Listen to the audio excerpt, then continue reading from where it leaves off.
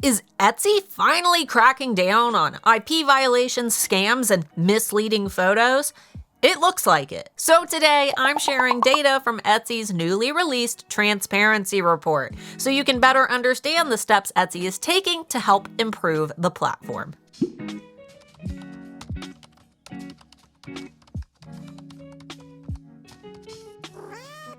For those who are new here, my name is Starla, founder of the Handmade Alpha Academy for Etsy sellers and manager at erank.com, Etsy's most popular SEO tool. And today, we're taking a quick look at Etsy's newly released 2025 Transparency Report, which gives us a behind-the-scenes peek at how Etsy is enforcing marketplace rules, handling intellectual property complaints, protecting buyers and sellers, and planning for 2026. Before we start with the fun numbers, let's talk a bit about Etsy's overall scale. Etsy reported 87 million active buyers, 5.6 million active sellers, and 100 million items for sale. Now, I wanted to lead with this bit of information because enforcement at this size cannot be completely manual. Unfortunately, Etsy is operating a massive global marketplace, which means automated systems are becoming a much bigger part of how listings and accounts are reviewed, which we'll be discussing more shortly. Etsy says its goal is to keep the marketplace safe, policy compliant, and aligned with its mission to keep commerce human. It's about damn time. To do that, they use both automated systems, boo, and human review to monitor, flag, remove listings, and sometimes suspend or ban accounts for serious or repeated violations. And in 2025, Etsy added a few seller-facing improvements. They added a policy violations page in Shop Manager, a listing appeals process for creativity standards violations, and more seller education through the Ultimate Guide to Etsy Policy. So Etsy is at least acknowledging that sellers need clearer information when enforcement happens, which is a big improvement from previous years. Now, here's where things get interesting.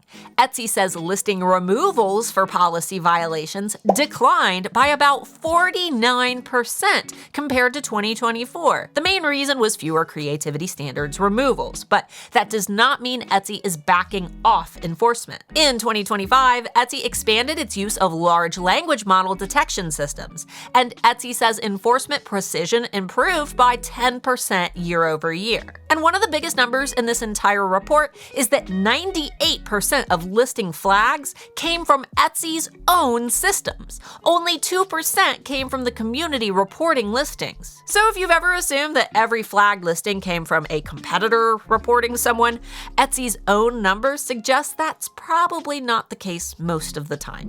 Etsy also reported that actioned accounts, as in the naughty people who got in trouble, were mostly located in Europe, followed by North America, Asia, and the rest of the world. Likely people using VPNs. But the important context is that Etsy says the majority of those actioned accounts were mass-generated accounts tied to conversation scams. You know, the ones that land in your inbox saying that you made a sale, but you didn't really make a sale. It was just some jerk face trying to steal your account info. Yeah, those. And on that note, Etsy says spam account removals increased 2.6 times compared to 2024. Spam messages declined by 74%. And Etsy identified fewer than 1 million messages as spam in 2025. So while scam messages are still something sellers need to watch for, especially in their email accounts, because I literally was just sent 23 of them after listing items in my newest shop, at least Etsy is clearly putting more enforcement behind their own messaging systems.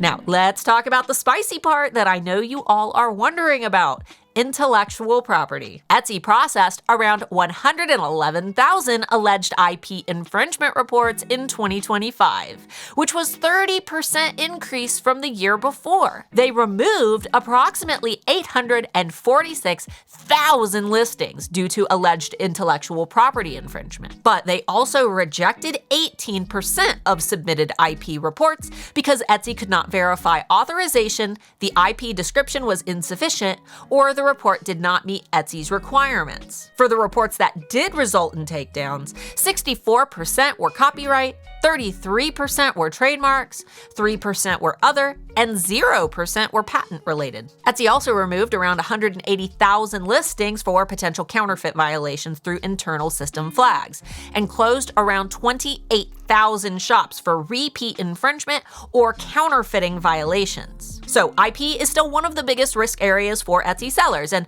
on that note, I also want to remind everyone that on Etsy, IP is removed after being reported by the IP owner. So if you're wondering why there's still Disney stuff listed on Etsy, it's because per Etsy's policies, it is Disney who would then need to file the IP report for Etsy to review. And despite the fact that there's a lot of Disney stuff listed on Etsy as well as tons of other IP-based products, major companies do issue these reports and shops are taken down all the time.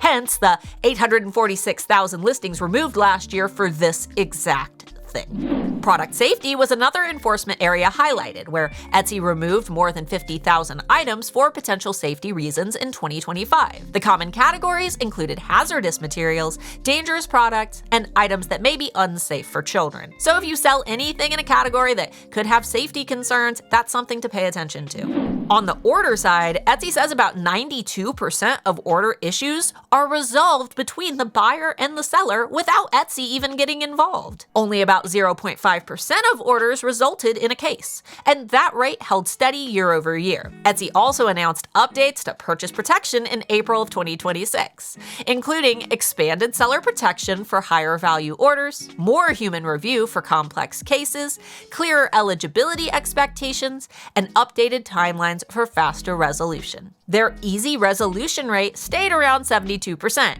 meaning the buyer received their item or refunded in fewer than 2 contacts and within 5 days of reporting the issue. So, what is Etsy focusing on in 2026?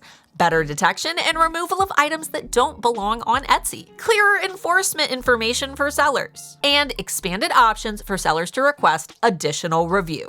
The big takeaway is that Etsy is moving toward more automated detection, more AI-supported enforcement, boo, and more focus on creativity and authenticity, more seller-facing transparency, and more appeals pathways. So if you're an Etsy seller, the to-do list is pretty straightforward. Review your listings for IP risks, make your creative role clear, use accurate product images, avoid misleading AI imagery, check your shop for policy violations, understand purchase protection eligibility, and document your process when possible. Because the more automated Etsy becomes, the more obvious your shop needs to be. Don't assume that Etsy understands your process. Don't assume that buyers understand what you made, designed, sourced, or customized. You need to make it clear. Until next time, Pookie.